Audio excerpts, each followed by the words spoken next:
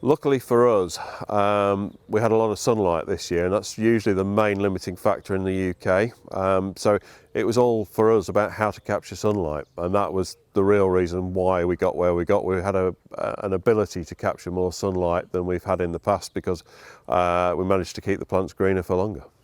So, two elements. One is the fungicide element, and obviously the attribution to the Mycea Cyrex, which is pyraclostrobin, Exenium and Revysol.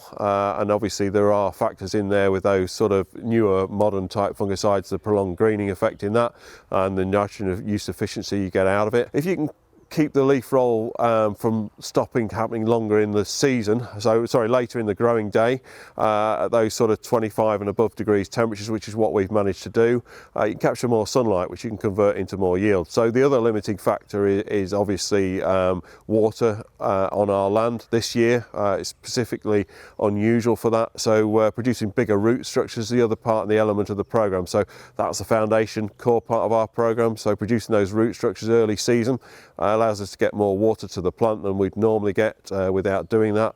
So that's that delta type system of that program. And then with prolonged greening, which is all added up to getting phenomenal hectolitre weights, fantastic 1,000 grain weights, and grain numbers that you only dream about per square metre, sort of 38,000 grains a square metre in wheats. I think it was 32,000 in barley, with a whopping 58,000 grain weight in barley. Which is quite an incredible achievement, and obviously down to fantastic fungicide program, fantastic nutrition programs.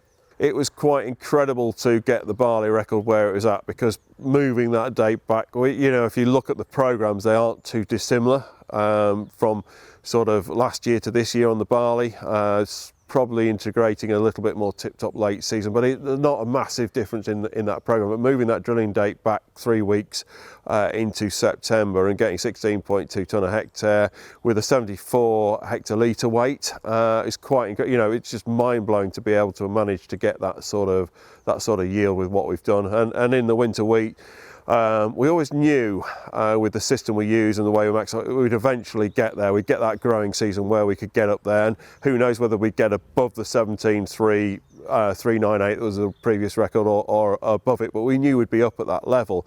But unfortunately in the UK you only get one in sort of 7, 1 in 8 years chance to do it. Unfortunately last year we got the program right and it pushed us up to those levels, so it's now my bit of fun for New Zealand to have a go at get my record. BASF. We create chemistry.